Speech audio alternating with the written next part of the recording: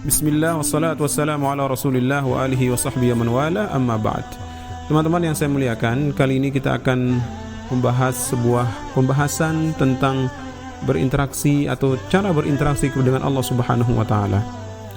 Dan para ulama pun membahas tentang bab ini, yaitu yang kita kenal dengan al-khauf war raja. Kalau kita artikan secara bahasa, artinya adalah takut dan berharap. Dua istilah ini banyak sekali dibahas dalam beberapa kitab, termasuk ada kitab yang sangat populer yang ditulis oleh Asy-Syaikh Al-Habib Zain. Beliau menulis sebuah kitab bernama Hidayatul Talibin yang menjelaskan tentang sebuah hadis Jibril, dan di sana dikutip pembahasan ini, yaitu al-khauf war raja. Kali ini kita akan bahas apa sih itu al-khauf dan ar-raja. Pertama adalah al-khauf dulu. Al-khauf adalah ma'rifatul qalb bi jalalillah wa qahrihi wa syadidi iqabih wa alimi adzabih, yaitu sebuah pengetahuan atau keyakinan hati tentang mengetahui bagaimana keagungan Allah dan pedihnya siksaan Allah Subhanahu wa taala.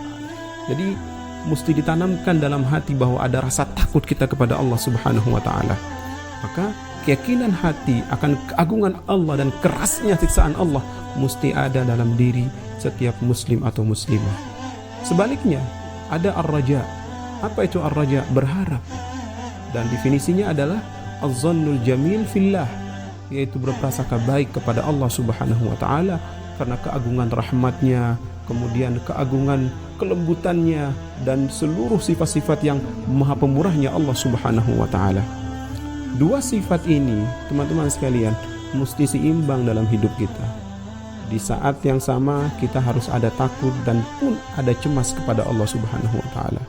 Ketika seseorang hanya lebih condong rasa takutnya, takut terus bawaannya kepada Allah, maka terkesan akan cenderung bahwa Allah itu kejam, Allah itu pedih, Allah itu tidak ada rahmatnya, dan bahkan yang paling fatal adalah orang tersebut akan masuk kepada ranah putus asa dari ampunan Allah Subhanahu wa taala. Sebagaimana dalam firman-Nya Allah mengatakan, la taqnatu mir rahmatillah, innallaha yaghfirudz dzunuba jami'a.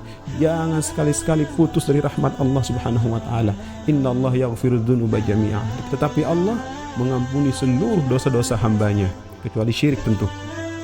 Kemudian jika ar-raja yang hanya berharapnya lebih condong dalam hidupnya, gak ada rasa takutnya, orang seperti ini akan cenderung menyepelekan maksiat.